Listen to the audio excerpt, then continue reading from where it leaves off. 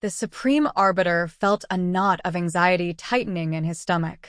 He had prayed to the celestial triad that this day would never arrive, yet here he was, gazing out at the armada of 10 obsidian dreadnoughts looming in the void. These ships, bristling with weaponry, were piloted by the Drens, the galaxy's most feared marauders. The Drens were infamous for traversing from star system to star system, planet to planet, demanding tribute and obedience, with the threat of utter destruction looming over those who resisted. Against their might, no civilization had ever stood victorious. The galaxy's only reprieve was that the Drens, for all their technological prowess, were notoriously inept negotiators. With their overwhelming power, they could have extracted far more from the civilizations they subjugated, yet they often settled for a fraction of what they could have demanded. So the Supreme Arbiter found himself in an unenviable position. The Drens had approached the Interstellar Coalition's borders, and the Coalition's leaders had dispatched him and 12 other envoys to negotiate before the Drens decided to simply annihilate them. His twin hearts pounded in his chest as the view screen flickered to life, revealing the Dren commander. The commander's appearance was deceptively unremarkable, green-skinned with an angular face, but his eyes were piercing, scanning each delegate with unsettling intensity. The Supreme Arbiter began, his voice trembling slightly. "Honored Dren Commander, we welcome you and are grateful for the opportunity to engage in these negotiations." The Dren Commander's expression remained unchanged, but his eyes softened slightly. "You may address me as Commander," he said, his words processed by the translator. "Thank you, Commander," the Supreme Arbiter replied, bowing his head. "We appreciate your patience and forbearance." A muffled cough of amusement came from one of the other representatives, a member of the newest race to join the coalition, humans. The Supreme Arbiter shot a warning glare at the human representative, who had been part of the coalition for less than a few cycles, far too soon to be involved in such critical negotiations. Nevertheless, coalition law required all member races to send a delegate. "Get on with it," the Dren commander snapped. "What do you offer to prevent your annihilation?" Swallowing hard, the Supreme Arbiter responded, "Mighty Commander, the Coalition offers you the third sector of our home system, from the star known as Rao to the planet called Trix, including thousands of mineral-rich asteroids, 30 planetary bodies, and their moons." The Dren commander leaned back, appearing disinterested and disappointed. "Next," he said, waving a hand at the view screen. One by one, the other representatives made their offers, each bowing deeply and promising vast sections of their domains, untold resources, and even fleets of ships. Then it was the human's turn. "Most esteemed and powerful Commander," the human began, standing tall and not bowing, much to the Supreme Arbiter's dismay. "As the newest member of the coalition, we cannot offer any of our territory or resources." The Supreme Arbiter's eyes widened in horror. What was this human doing? "However," the human continued, "what we can offer you is a big glass of shut the hell up." A shocked silence fell over the chamber. The other representatives stared at the human in terror, certain they were all doomed. The Dren commander, who had been gazing around idly, snapped his attention back to the view screen, his eyes narrowing dangerously. "Who said that?" he demanded, his voice trembling with rage. Before the human could speak, every other representative pointed at him. The human looked around, unfazed, with a slight sneer. The Dren commander scrutinized the human intently. "I want to understand your intent," he hissed. "Did you mean to imply defiance?" The Supreme Arbiter began to stammer an apology, but the Dren commander roared, "Silence, worm." He pointed at the human. "I want him to speak for himself." The human stepped forward confidently. "My apologies, Commander. There appears to be some confusion. I did not mean to imply defiance." I meant to make it abundantly clear that under no circumstances would we bow and scrape to you or give you a single thing. The Supreme Arbiter felt his legs give out. It was over. They were all doomed. The human continued, "Perhaps if I told you to go back to where you came from and perform unspeakable acts with your own mothers, my meaning would be clearer. Does this help you understand my position?"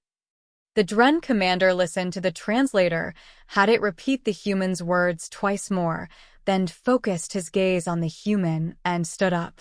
"Silence," he commanded, though the chamber was already quiet. "Finally," he said, a broad smile spreading across his face, "we have been searching for you." The human was taken aback. "Searching for us? You know nothing about us," he replied defiantly. The Dren commander laughed, a chilling sound. "Oh, but I do. I know you joined this coalition recently," he began, settling back into his chair. "I know it didn't take you long to realize you are predators among prey. I know you understand that none of these other races can challenge you."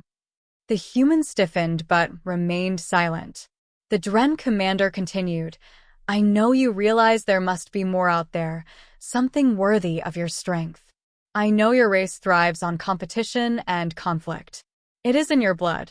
And I know this because we are the same." A tense silence followed. The human finally spoke, carefully choosing his words.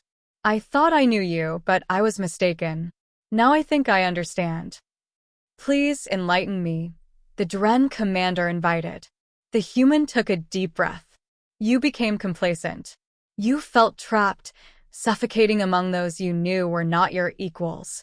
The galaxy thinks you are bullies, and they give you trinkets to appease you, not because you are foolish, but because you do not care for such things. You push them, not to intimidate, but to find a worthy opponent. You fear boredom above all because without challenge, there is no life. You fear becoming weak, facing only the weak. And now, having faced this realization, I understand. You feel the same as us." The Supreme Arbiter and the other delegates were silent, unsure of what would happen next. This was uncharted territory. "My race has a saying," the human said. "When the two strongest meet, they must fight." The Dren commander nodded, though his expression was one of sadness. "We stand on the edge. Do we fight, or do we find a different path?" The human stopped pacing and faced the commander. "In my gut, you do not feel like an enemy.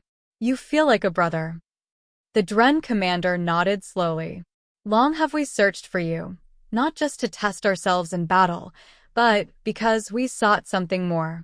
Now that we have found you, I do not want to continue on that course." "I have an idea," the human said, smiling. "Why don't you come over? We'll throw some food on the grill, have a few drinks, and discuss our future." The Dren commander chuckled. The translator did not catch half of that, but it sounds good. "We will prepare for transport to your vessel." "Not this one," the human replied. "We have a battle cruiser hidden behind the nearest moon, just in case. Let's meet there." The Supreme Arbiter was stunned by this revelation, but the Dren commander laughed heartily. "I knew I liked your race." "Oh, and Commander," the human added, "since we both thrive on competition, what do you think of sports?" The Dren commander's eyes lit up with interest. "Sports? Tell me more." The Dren commander's eyes gleamed with curiosity. "Sports? Tell me more about this competition of yours." The human representative, John, grinned. "Sports are contests of physical and mental skill, strategy, and teamwork. They range from one-on-one duels to massive team-based games. They allow us to push our limits, test our strengths, and improve ourselves without the destruction of war.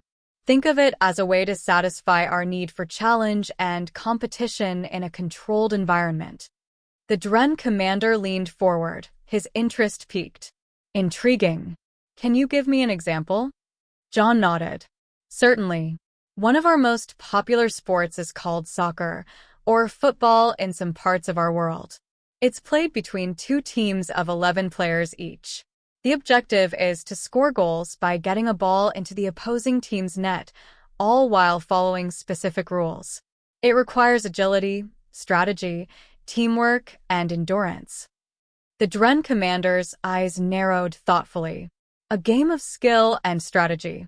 I like the sound of that. It seems it would be an excellent way to test our abilities without unnecessary bloodshed. Exactly, John agreed. We have many such sports, some that emphasize strength, others that focus on speed, strategy, or precision. There are even simulations that mimic battle scenarios without any real danger. It's a way to keep our competitive edge sharp. The Dren commander sat back, a contemplative look on his face. Your proposal is interesting. It offers a way for us to engage without the need for constant conflict. I think our people would be eager to participate in such competitions. John's grin widened. I'm glad you think so. Perhaps we could arrange a series of matches between our best athletes and warriors. It would be a way for us to